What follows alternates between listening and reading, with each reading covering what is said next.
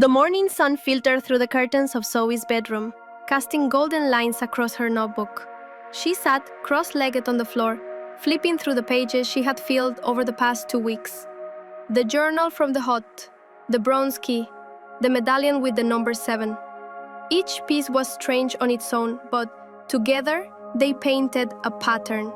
She circled the symbols that appeared more than once and drew connecting lines. Her pencil hovered over a rough map of Pineville, the school, the library, Millwood Park. The locations formed a crooked triangle. Inside that triangle sat the Pineville Clock Tower, the oldest structure in town.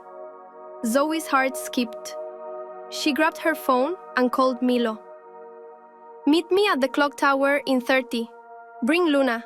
I think I found our next clue." 30 minutes later, the trio stood before the towering brick structure. Its rust-colored face was weathered by time, and the massive hands on its clock face pointed to exactly 9. It hadn't moved in years. "This place always creeped me out," Luna admitted, tightening her jacket. Zoe stepped forward. "It's the center point between everything we found. If something's hidden, it's here." They entered through the creaky wooden door, the hinges moaning as if warning them not to enter. Dust floated in the air like ancient secrets. The ground floor was empty, save for an old staircase that spiraled upward into darkness. They climbed slowly, their footsteps echoing. At the top, they reached a small room behind the clock face. Broken gears lay scattered around, and a shattered glass pane letting cold wind from outside. Zoe searched the walls while Luna checked under a loose floorboard. Milo noticed a plaque near one of the beams, half covered in grime. He wiped it clean and read, "Time remembers what others forget." Next to it was a metal panel with 4 circular slots, each the size of the medallion they'd found. Zoe's eyes widened. 4 slots? 4 medallions? We've got 1. There are 3 more out there.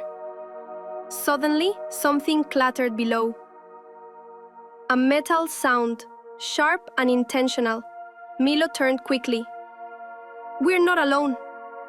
They backed against the wall, holding their breath. Footsteps creaked on the stairs. Slow, measured, and then silence. The air in the tower room seemed to freeze. No one dared to speak. Zoe held the medallion tightly in her palm, its etched number 7 pressing into her skin. Luna's hand hovered near a gear lying on the floor, just in case she needed to use it. Milo inched toward the staircase opening and peeked down. No one was there. He looked back at the girls. "I heard something metal, close." Zoe gestured toward the far side of the room, where several storage boxes lay under an old tarp. "Maybe it came from there." The 3 crept forward. Milo lifted the tarp in one smooth motion. Dust exploded into the air, making Luna sneeze. Beneath it were rusted clock parts, broken handles, and a leather satchel. Zoe opened the satchel carefully. Inside were papers, blueprints of the tower, and a small black and white photo. It showed a group of workers from decades ago standing beside the clock tower. One of them looked familiar. "Wait," Luna whispered. "Is that Everhart?" The man in the photo wore a patch on his sleeve with the same tree symbol they'd seen on the box from the Whisperroot tree. But what truly stood out was his expression. He wasn't smiling. He looked tense, like he knew something. "I think he worked here," Milo said. "And maybe he hid something before leaving." Zoe flipped through the blueprints. One section was circled in red ink. Maintenance shaft, east support beam. Beneath it was scribbled, "Only with the right key." "Could this be for the bronze key?" she asked, pulling it from her jacket. They searched the eastern beam until Zoe found a tiny keyhole at its base, nearly invisible unless you were looking for it. She inserted the bronze key and turned. There was a mechanical click. A square panel popped open, revealing a narrow tube with a curled scroll inside. Zoe gently pulled it out and unrolled the parchment. At the top was a strange symbol, half a sun, half a gear. Below it, 2 plus 7 plus ... equals truth. Luna stared at it. 2 plus 7? That's our key and medallion numbers. And now we need a third number, Zoe said. But before they could think further, a sudden loud clang echoed from the staircase again, closer this time. A voice called up from below, calm, controlled. "Leave the scroll. Walk away. This isn't your story to finish." The three friends froze. The voice echoed like it belonged to the tower itself, deep and steady, with an odd confidence that made their skin crawl. Zoe instinctively clutched the scroll and shoved it into her backpack. Milo stepped toward the staircase, peering downward again. No one in sight. "Who's there?" he shouted. No reply, only the sound of a crow cawing outside. "Do we run?" Luna asked, her voice a whisper. Zoe shook her head. "We came here for answers. We can't leave just because someone wants to scare us." She scanned the room and pointed to a narrow ladder leading up to the clock mechanism just above them. "Let's go higher. Maybe there's another way down from the roof." They scrambled up the ladder. The space above was tight, filled with thick beams, wheels, and the giant gears that once turned the clock's hands. Sunlight filtered through broken slats, creating moving patterns on the floor. From up there, they had a full view of the town below and of someone standing at the base of the tower. A man, tall, wearing a dark coat and a hat pulled low over his face. "Do you see that?" Zoe whispered. The figure didn't move, just stared up at the tower. Suddenly, a buzzing noise came from Zoe's backpack. The puzzle box was vibrating. She pulled it out and saw one of its panels glowing faintly, something it had never done before. "It's reacting to the scroll," she said. "The scroll must be part of the sequence." They had no choice. It wasn't safe to stay up there with someone waiting below. They carefully climbed down the ladder, each step filled with tension. But when they returned to the floor they'd been on moments before, there was no one. No voice, no signs of entry, only a single black feather left on the stair. "What kind of message is that?" Luna asked. Milo bent down and examined it. This is from a crow."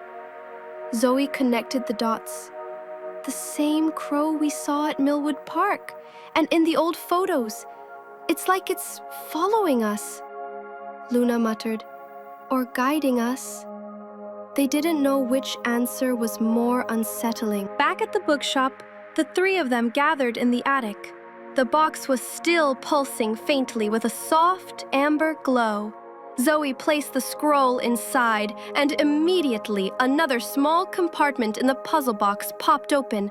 Inside was a card made of thick paper with silver etching on it. The front had an image of a door, slightly ajar.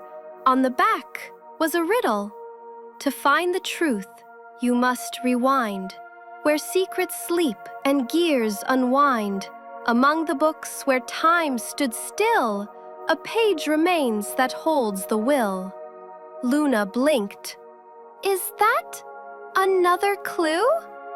Zoe nodded slowly. "Yes, and I think it's pointing to the old library archive." Milo added, "The basement section that's been closed since the flood." Zoe's voice was firm. "Then that's where we're going next." They planned their move carefully. Luna would try to get the library key from her cousin who worked there. Milo would search for any old blueprints showing the basement's layout. Zoe would cross-reference the books listed in the library's damaged records. But as they were about to leave, they heard the faintest tap on the window. Zoe approached it and looked outside. The same man in the dark coat was across the street, again, still, silent, and unmistakably watching them. But this time, he held something in his hand. A second medallion. He lifted it briefly, showing them the etched number on it. 2. Then, he turned and walked into the fog. Zoe's breath caught. "That's the missing number from the scroll." Luna whispered, 2 plus 7 plus 3. It equals 12. What does 12 mean? Milo didn't answer.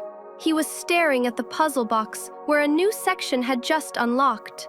It revealed an old photograph of Everhart as a young man standing beside someone they didn't recognize.